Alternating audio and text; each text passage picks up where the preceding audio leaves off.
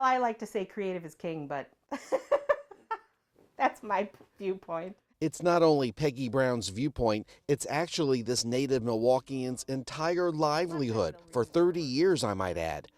She and her staff at Peggy Brown Creative Consulting in Bayview spend days on end coming up with what might be the hottest new game on the market. Everybody's cooped up, so they're looking for things to do, and you can't keep looking at your screen for 20 hours a day. So games and puzzles and toys are pretty big right now. What game are you most proud of, would you say, over the years that you've done?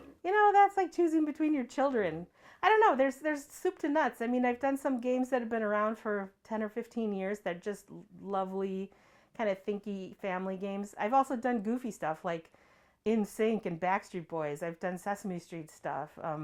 We've done stuff for all kinds of TV shows and movies, and so you can't really compare. It's really a wide variety of things. You're looking at some of the latest inventions, a game called GOAT, or Greatest of All Time, when it comes to silly stunts. Then we prove it.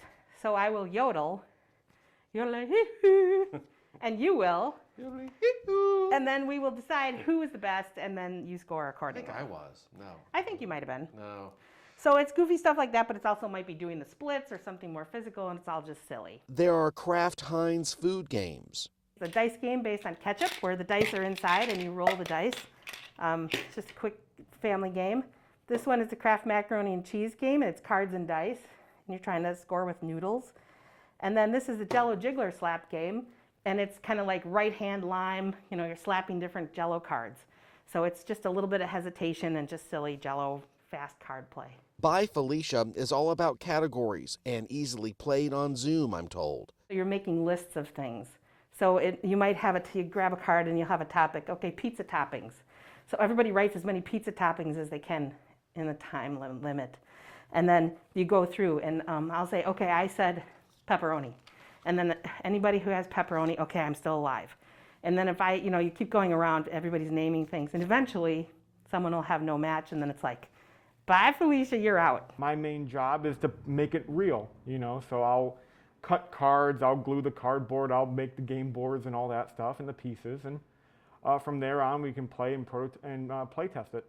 So you bring it to life. Bring it to life, yeah. Designer and 3D modeler Connor Crea has the responsibility of executing a vision. Do you have the coolest job, do you think? Oh, absolutely, yeah, the coolest job.